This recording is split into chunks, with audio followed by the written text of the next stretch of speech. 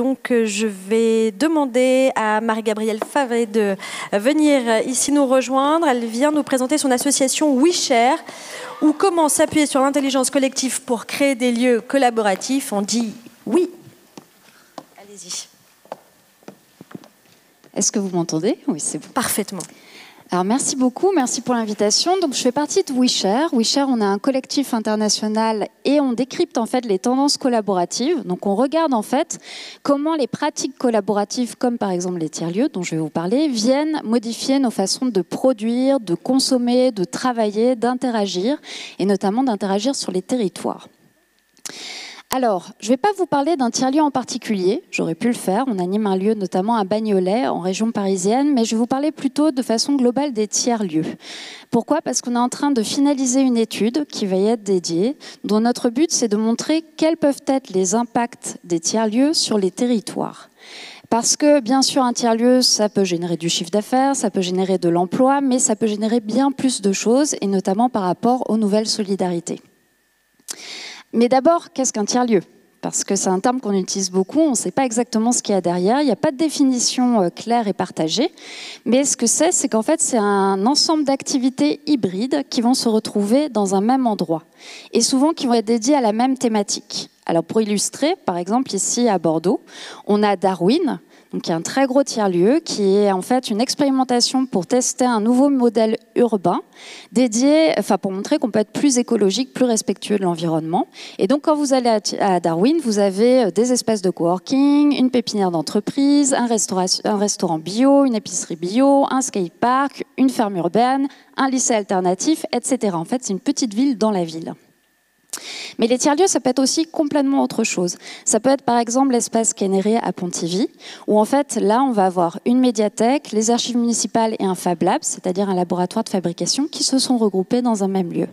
Ou alors aussi, vous avez Terra Lab, donc là c'est dans le centre-ville d'Arles, où en fait c'est un salon de coiffure à l'origine. Et la créatrice de ce salon de coiffure a voulu autour agréger des activités autour de la consommation responsable et de la culture. Donc aujourd'hui, dans ce salon de coiffure, vous venez pour vous faire coiffer, pour avoir une couleur, mais aussi vous avez une bibliothèque partagée, des ateliers créatifs, des ateliers culinaires, des activités culturelles, etc. Donc vous voyez, les tiers-lieux, c'est ça, c'est cette grande diversité de réalités où on va avoir des activités différentes qui vont être agrégées. Et pourquoi c'est intéressant les tiers-lieux justement pour ces nouvelles solidarités? Je pense que le levier le plus puissant et ce qui se passe de plus puissant dans un tiers-lieu, c'est la rencontre entre des acteurs d'horizons différents. Des acteurs qui peut-être sur un territoire ne se rencontreraient pas si ce tiers-lieu n'existait pas.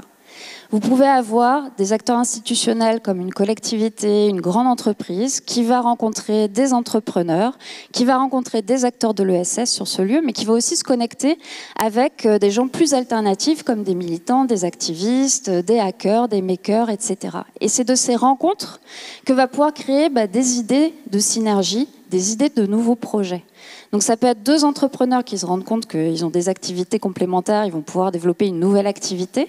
Ça peut être des gens qui voient qu'il y a un enjeu très concret sur le territoire, ils vont se mettre ensemble à réfléchir autour d'un café, mais finalement, qu'est-ce qu'on peut faire pour résoudre cette problématique-là? Et ça peut être aussi des gens qui vont s'entraider, qui vont pouvoir se former entre eux, partager des bonnes pratiques. Donc c'est une grande richesse qui est mise au profit par exemple du développement économique pour les territoires. Et notamment, on a aussi des tiers-lieux qui servent justement à structurer des filières locales en tant que telles.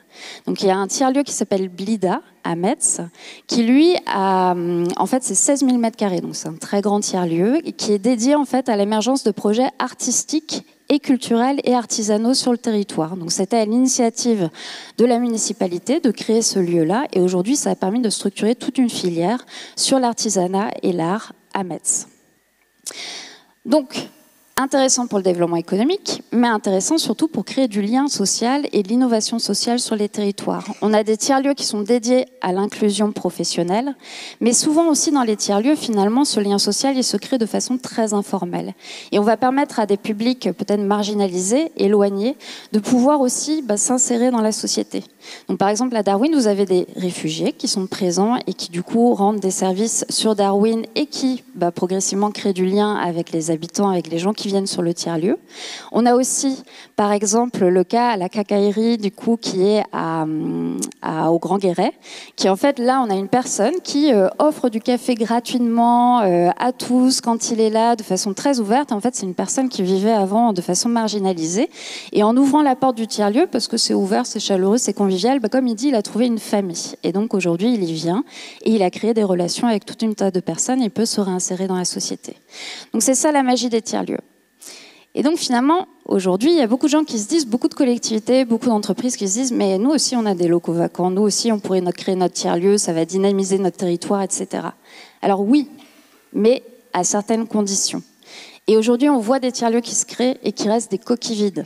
Donc je voulais juste vous interpeller là-dessus, sur le fait qu'il y a un certain nombre de facteurs clés de succès qui sont important pour créer un tiers-lieu et faire vivre un tiers-lieu. Je ne peux pas tous vous les présenter ici, et puis souvent, chaque lieu a sa réalité, chaque territoire a sa réalité, mais quand même, je voulais vous partager 2 facteurs clés succès qui me semblent vraiment importants. Le premier, c'est pour créer un tiers-lieu, il faut avoir une communauté. Donc en fait, avoir des gens qui sont motivés, qui ont envie de s'investir, qui ont envie d'investir le lieu, de développer des activités.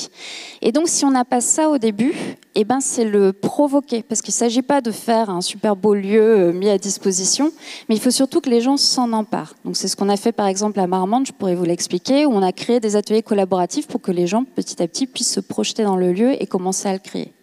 Et le deuxième point important, c'est en tant que collectivité ou entreprise privée qui a du foncier qui souhaite valoriser sous forme de tiers-lieu, c'est vraiment d'être dans une posture d'agilité, d'expérimentation.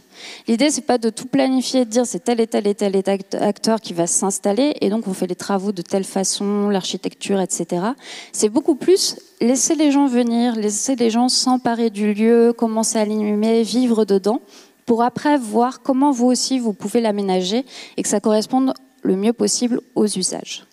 Voilà, donc si vous voulez en savoir plus, il y a cette étude qui va bientôt être publiée, ça sera au mois d'avril, et donc pour être tenu au courant, vous pouvez suivre notre actualité sur le site weshare.net. Merci. Merci beaucoup.